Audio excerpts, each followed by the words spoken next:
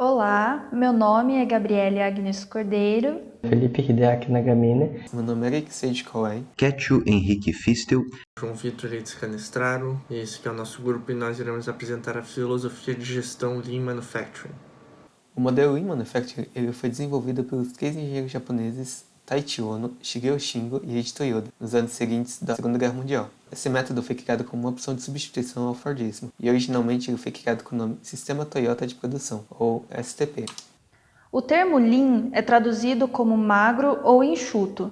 Foi incorporado ao método Toyota após a publicação do livro A Máquina que Mudou o Mundo, de Daniel Jones, Daniel Ross e James Womack, em 1990, resultado do estudo do Instituto de Tecnologia de Massachusetts.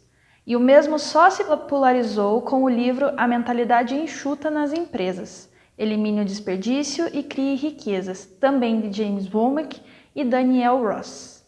O modelo do Lean Manufacturing baseia-se na necessidade de se cortar gastos e evitar desperdícios na cadeia produtiva, obtenção de materiais corretos, no local correto, na quantidade correta, minimizando as perdas, sendo flexível e aberto às mudanças. Essa filosofia tem 5 objetivos: a redução de custos, agilidade e uma melhoria contínua na produção, uma maior capacidade produtiva e melhorias no ambiente de trabalho para os seus colaboradores. Com base na ideia inicial do Lean Manufacturing, os setores industriais dos mais variados adaptaram o conceito das suas necessidades e objetivos, criando subcategorias do modelo enxuto de gestão. São eles o Lean and Green, Lean Construction, Lean Government, Lean Higher Education, Lean IT, Lean Office e Lean Service. O Lean and Green foca na utilização dos conceitos enxutos em conjunto com a sustentabilidade, prezando pela eliminação de desperdícios de recursos naturais nos processos produtivos. O Lean Construction procura a aplicação de pesquisas operacionais e desenvolvimento prático do design e da construção com a produção enxuta de ponta a ponta no processo construtivo. O Lean Government tem como foco a implementação da filosofia enxuta para a prestação de serviços governamentais. O Lean Higher Education usa das premissas do Lean no ensino superior, tendo como intuito melhorar as operações acadêmicas por meio de feedback estudantil, melhoria nos programas de graduação e repaginação do ensino e dos cursos. O Lean IT visa a resolução dos problemas de abundância de resíduos encontrados na linha de produção do serviço de tecnologia da informação. O Lean Office tem a aplicação dos conceitos enxutos às atividades de escritório, ou seja, não manufatureiras. O desperdício é caracterizado aqui como qualquer atividade humana que absorve recursos, mas que não cria valor para o cliente. Lean Service. O Lean Service usa os valores do Lean no setor terciário da economia, ou seja, na prestação de serviços e comércio, com enfoque na melhoria do desempenho das tarefas, além da resolução dos problemas que surgirem. A ideia do Lean Manufacturing faz uso de algumas ferramentas para sua bem-sucedida implementação. Cada uma delas vai ser explicada detalhadamente à frente. A filosofia 5S consiste em um conjunto de ferramentas que visam o aumento e aperfeiçoamento da qualidade industrial. Seu nome é a junção das 5 palavras em japonês que iniciam com S, onde cada um define uma etapa do processo de implementação da filosofia. Seiri, ou senso de utilização, visa tornar o ambiente de trabalho mais útil e menos poluído, visual ou espacialmente, aplicando uma classificação dos objetos e materiais mais utilizados e mais importantes de cada setor, rearranjando-os e disponibilizando também uma área específica de descarte. Seiton, ou senso de organização, é uma continuação do primeiro passo, onde, após a separação dos objetos e materiais essenciais dos desnecessários, é preciso agrupá-los e identificá-los, agilizando o processo de busca. Seiso, ou senso de limpeza, é um procedimento que consiste em investigar minuciosamente e limpar quaisquer rotinas que geram sujeira ou imperfeições no processo, não considerando apenas o ambiente de trabalho, mas também a operação de máquinas que possam apresentar distúrbios no funcionamento. Seiketsu, ou senso de padronização, é a manutenção dos 3 S's anteriores, com o objetivo de padronizar aquilo que deu certo. Também pode se aplicar ao corpo de funcionários da empresa, como regras a serem seguidas ou um treinamento a ser realizado. Shitsuki, ou senso de disciplina, é o passo para quando todos os outros procedimentos da filosofia 5S foram aplicadas. A função da última etapa é criar uma rotina de disciplina para que os conceitos continuem sendo executados. A ferramenta Just in Time, traduzindo, representa a expressão bem na hora. Defende que quem puxa a produção de um determinado produto é a demanda. Este modelo, quando empregado, torna necessário que haja uma perfeita comunicação com os fornecedores, evitando que faltem insumos ou que sobrem. Assim como deve haver um entendimento às exigências e demandas do mercado, preparando e aperfeiçoando o processo para os volumes que poderão ser exigidos. As vantagens desse modelo é que gera uma economia na instalação e na manutenção da planta industrial da empresa, já que ocorre uma redução ou obliteração dos estoques. Consequentemente, há uma redução de todos os gastos envolvidos. Como a desvantagem, pode ocorrer de a empresa ficar vulnerável a algum problema que possa ocorrer na linha de produção, atrasando ou parando seu funcionamento, além de se tornar menos competitiva para mudanças extraordinárias de demanda. A ferramenta SMED, ou Sistema de Troca Rápida de Ferramentas, Single Minute Exchange of Die, foi desenvolvida por Shingeo Shingo entre 1975 e 1985 e é um mecanismo para reduzir o tempo de setup, ou seja, o tempo entre operações, dos equipamentos abaixo de 10 minutos. Sua implementação é dividida em etapas. Na etapa 0 é feito o levantamento de dados da produção, do tempo de setup dos equipamentos e do tempo de inatividade, nominado como OEE, ou Overall Equipment Effectiveness. Na etapa 1, realizada após o levantamento dos dados dos equipamentos, identificam-se quais equipamentos e quais ciclos precisam ser otimizados, se estes são de setup interno ou de externo, isto é, ciclo que pode ser feito quando a máquina está parada ou quando a máquina está em funcionamento, separando-os. Na etapa 2, após ser identificado o possível alvo das melhorias, é necessário indicar qual aspecto do equipamento ou ciclo pode ser modificado e como as alterações vão ser benéficas para o processo produtivo total, colocando-as em prática. Na etapa 3, é programado um ensaio das novas configurações de setup otimizadas, de forma a revelar quaisquer novas mudanças que se façam necessárias, assim como erros da projeção, além de um novo levantamento de dados dos resultados dos aperfeiçoamentos. E por fim, a quarta etapa. Uma vez em funcionamento, é preciso que o aprimoramento do processo produtivo permaneça constante após a instauração do SMED. Desta forma, o corpo de funcionários deve ser treinado e instruído. Pokayoke. A ferramenta também desenvolvida pelo engenheiro Shigeo Shingo entre 1960 e 1985, Pokayoke traduz-se para a prova de erros. Trata-se de um sistema de inspeção para a prevenção de falhas humanas ou erros nos processos industriais por meio de ações fáceis antes da finalização do processo. Passos. Divididos em passos simples, sua implementação começa na identificação de um problema que deva ser corrigido. Após essa indicação, deve ser feito um estudo do caso para averiguar qual a causa do erro encontrado. O terceiro passo é a verificação de quais são as soluções possíveis para não propagar o erro nas etapas seguintes do processo de produção, no caso do erro estar dentro da cadeia produtiva ou para prevenir que o erro seja cometido pelo cliente. Quando encontrada a solução, o passo 4 verifica qual a sua viabilidade econômica dentro da empresa e seus impactos. No passo final, caso seja viável a alteração, ela é aplicada e estudada para confirmar a resolução do problema.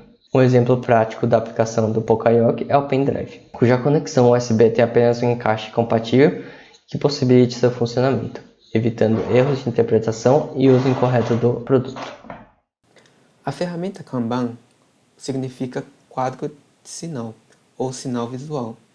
Tem por objetivo organizar o fluxo de um processo produtivo em etapas específicas, como uma central de informações em tempo real das atividades que estão sendo desenvolvidas, destacando gargalos ou entraves na prática da linha de produção.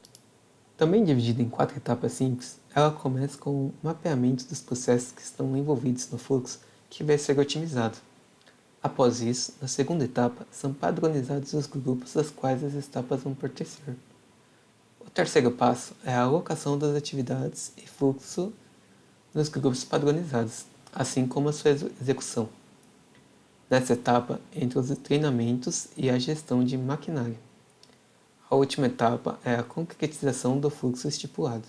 A ferramenta Kaizen significa melhoria ou mudança para melhor.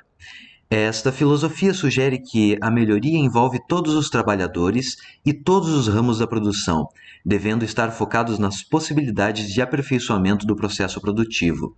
A ideia deste método é dividir em tarefas menores aquilo que pode ser executado, facilitando a sua realização mais objetiva e detalhada, abrindo espaços para melhorias minuciosas.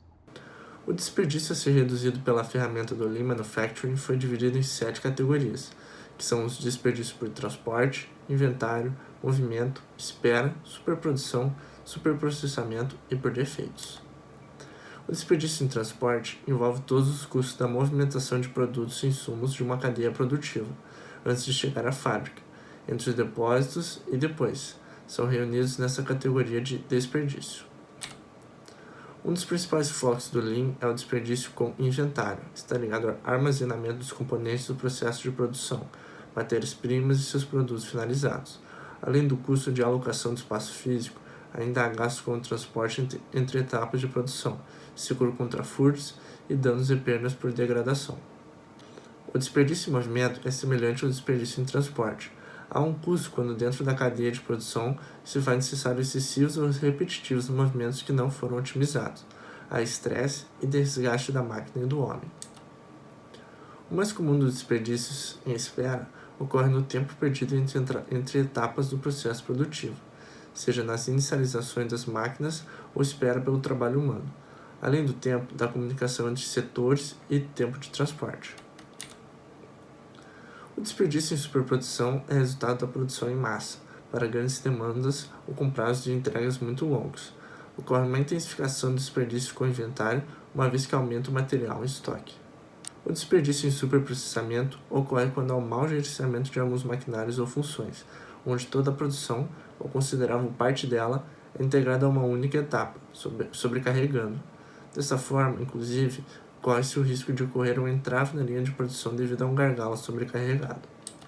O desperdício em defeitos ocorre quando os produtos são produzidos com erros, mais difícil de detectar, uma vez que depende também do feedback do cliente. Causa um desperdício de matéria-prima, além da necessidade de se retrabalhar os defeitos encontrados e ressarcir o cliente lesado, correndo o risco de ter as relações estreitadas ou perdidas. Com a evolução desde a Segunda Guerra de todos os setores de produção, alguns tópicos das cadeias produtivas foram ganhando espaço, como a valorização dos trabalhadores e, em especial, as temáticas ambientais, se tornando indispensáveis em qualquer empresa. Com isso, foram criados também os chamados oitavos desperdícios. O desperdício em talentos ocorre em empresas com muita rigidez e hierarquia restritiva, que tendem a ignorar aquelas aptidões dos seus funcionários que não são relativas à função para a qual ele foi escalado. Não explorar isso e não permitir que isso seja trabalhado pode ocasionar na perda de competências que poderiam ser bem empregadas. O desperdício em recursos acontece quando há falta de manutenção ou má utilização de recursos como água e luz. Além de gerarem custos que poderiam ser cortados, encarecem os produtos produzidos e também podem representar um fardo de má reputação à empresa. E o desperdício em materiais ocorre em cada etapa do processo produtivo, que gere restos, subprodutos e lixo. Em alguns casos, a reutilização desses derivados poderia significar uma economia em insumos ou então uma reciclagem para outros fins que podem gerar novas etapas, funções, profissões e até produtos, numa forma de atrair clientes e conseguir atribuições de selo verde. Para este trabalho foi feito um estudo de caso com a empresa Nike, sendo uma das empresas mais conceituadas no ramo esportivo. Destacamos os motivos que levaram a empresa a buscar a ferramenta do Lean Manufacturing, como isso foi implementado e quais foram os resultados obtidos se comparados com empresas do mesmo ramo que não utilizaram a ferramenta de manufatura enxuta. A Nike foi criada em 1971 a partir de um projeto de MBA por Philip Knight, um ex-atleta de corridas de média distância da Universidade de Oregon. Ele acreditava que era possível criar uma concorrente para a marca Adidas, por meio da importação de tênis do Japão, onde a fabricação era realizada por mão de obra barata. Em 1996, devido às más condições de trabalho que a Nike fornecia aos seus funcionários para a confecção dos produtos da marca, a empresa passou a apresentar uma imagem negativa à sociedade e sofria grande pressão internacional. Diante de uma realidade em que os produtos da Nike eram sinônimos de salários escravos, horas extras forçadas e abuso arbitrário, a Nike, em 1998, começou a garantir compromissos com fornecedores de longa data, buscando implementar uma transformação Lean, para atender aos critérios de tempo de entrega e boa qualidade de produtos, sem deixar de oferecer condições de trabalho, mantendo a relação entre gerente e trabalhador. Como já vimos, tal método geralmente é adotado para elevar a eficiência do processo produtivo. Entretanto, o conceito de manufatura enxuta também pode ser utilizado para ajudar na eliminação de condições inapropriadas de trabalho dos empregados da companhia. A Nike viu nesse sistema uma oportunidade de maximizar valor com seus clientes por meio de incentivos às empresas terceiras com quem trabalha, cujo objetivo seria garantir a satisfação dos funcionários. A empresa investiu na capacitação dos funcionários para que esses forneçam produtividade e qualidade, levando alguns líderes para treinamento. Também implementou uma plataforma para incentivar melhorias de desempenho, chamada Sourcing and Manufacturing Sustainability Index, que acompanha o desenvolvimento das fábricas contratadas e medidas de sustentabilidade. Com o novo método de produção abordado pela Nike, a companhia reduziu 15% de problemas com compliance relacionado à força de trabalho. Também apresentou melhores nas estatísticas das fábricas que adotaram a ferramenta Lean, com taxas de defeitos 50% menores do que as instalações que não o fizeram. Além disso, os prazos de entrega foram cerca de 40% mais curtos e sua produtividade aumentou de 10% a 20%. O tempo para introduzir um novo produto em uma fábrica foi reduzido em 30%. A Nike buscou uma mudança sistêmica por meio de uma transformação Lean para melhorar a responsabilidade social corporativa. Os resultados falam por si. Em menos de uma década, a Nike deixou de ser alvo principal de uma campanha anti-exploração para se tornar a líder do setor de sustentabilidade e responsabilidade social corporativa. E agora é uma das fabricantes mais Lean do mundo, além de ser a marca de roupa mais valiosa atualmente, avaliada em cerca de 37,5 bilhões de dólares. Para entender se há diferença de eficiência operacional quando comparado aos custos e despesas, foi utilizado dados demonstrativos da relação receita com custos de venda e despesas operacionais das empresas Nike e da sua concorrente Adidas, no período de 2012 até 2020. Fazendo uma comparação numérica, temos que elas possuem um nível semelhante da representatividade de custos quando comparado com seu faturamento, média de 55,51% da Nike contra 50,5% da Adidas. Já as despesas administrativas e vendas, a Adidas apresenta uma média desfavorável em relação à Nike, ficando com 41,69% contra 31,97% da Nike. Devido ao modelo de negócio que cada empresa possui, há uma diferença entre as linhas de despesas das duas companhias. Como a Nike trabalha apenas com monitoramento e administração de indústrias terceirizadas, é evidente que suas linhas de despesas administrativas têm uma melhor relevância. E é importante destacar que a Nike conseguiu conduzir de forma inteligente os problemas que estavam afetando a sua imagem, utilizando, portanto, a metodologia enxuta para demonstrar índices importantes de sustentabilidade e também reduzir sua exposição trabalhista. Nós finalizamos nossa apresentação com uma frase de Shinji Shingo: "O Lean é uma maneira de pensar e não uma lista de coisas a fazer." Agradecemos a atenção de todos. Obrigado.